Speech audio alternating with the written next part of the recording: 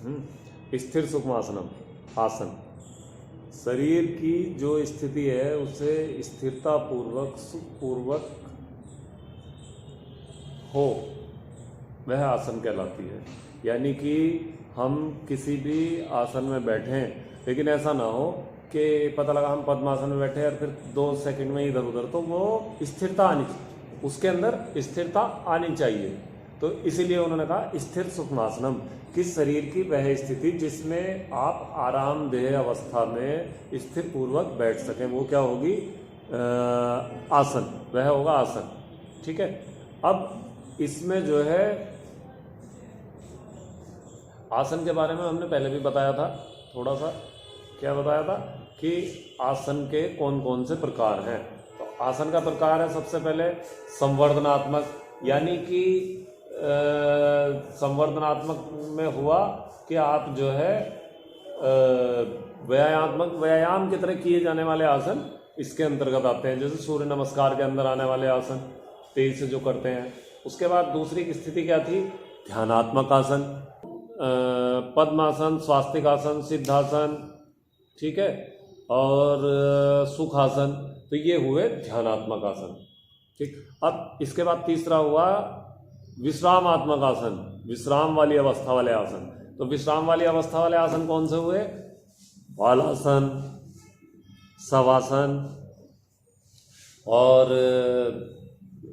मकरासन, ठीक है, शशांक आसन। ये हुए विश्रामात्मक आसन। ये प्रश्न आ जाते हैं कई बार प्रश्न आ जाते हैं कि विश्रामात्मक आसन बताइए, 5 नंबर में आ जाते हैं, तो आपको बताने होंगे, उनके बारे में बताइए। ठीक है।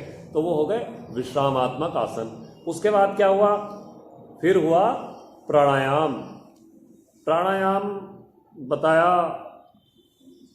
महर्षि पतंजलि ने, प्राणायाम बताया तस्मिन् सति श्वास प्रश्वास योगृति विच्छेद इति प्राणायाम।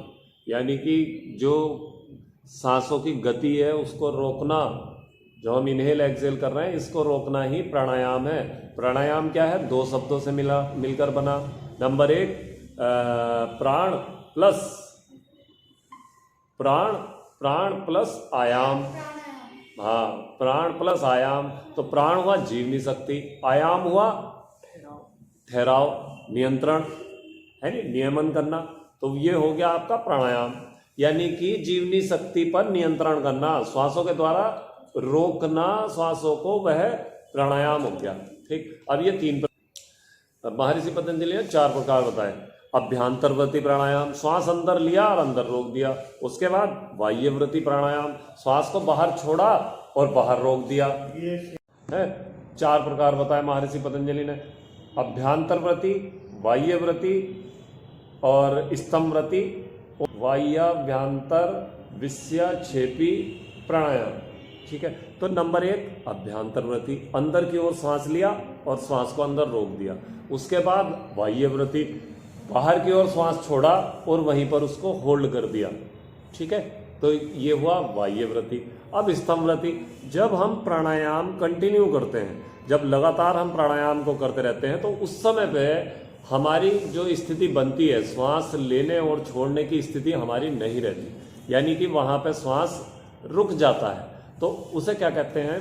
उसको कहते हैं हम स्तंभवर्ती प्राणायाम। ठीक है। उसके बाद होगी हमारी बाह्य अभ्यांतर विषयाक्षेपी प्राणायाम, यानी कि यहाँ पे क्या स्थिति होती है कि हमारे चारों तरफ के जो विषय हैं, छोड़ने वाली प्रक्रिया भी समाप्त हो जाती, तब होती वहाँ पे विषयाक्षेपी। ठीक है। ना अब अंदर सांस लेने की इच्छा है, ना बाहर सांस छोड़ने की इच्छा है, ना सांस रुकी भी है, मतलब भूल है। तो वो होगी विषयाक्षेपी, विषयों से हट गया माइंड, और अब हमें पता नहीं, गुमसुम हो गया माइंड। ठीक। तो वो होती विषयाक्षेपी। ये होता प्राणायाम। उसके बाद आता प्रत्याहार। प्रत्याहार क्या है? प्रत्याहार है कि इंद्रियां जब इंद्रियों का विषयों से जब संपर्क, इसमें बड़ी गलती करते, देखो आप भी सुन लेना, इसके अंदर जो है बच्चे, मैंने देखा है पेपर जब चलते हैं तो बड़ी भारी गलती होती है। इसमें क्या होता है? प्रत्याहार को क्या लिख देते हैं? आहार। प्रत्याहार, कि कोई इस तरह का आहार है योगी के लिए, और उसका वर्णन करने लगते हैं, वो बिल्कुल गलत है भाई। यहाँ पे जो है इंद्रियों का विषयों से हट जाना, एक जगह उनके मतलब संपर्क टूट जाना, प्रत्याहार। इंद्रियों का जो ज्ञानेंद्रियां हैं उनका जो है उनका हट जाना, उनसे जो चित्त है हमारा वह हट गया, वो निरुद्ध सा हो गया, रुक गया, ठीक। तो वो हो गया प्रत्याहार।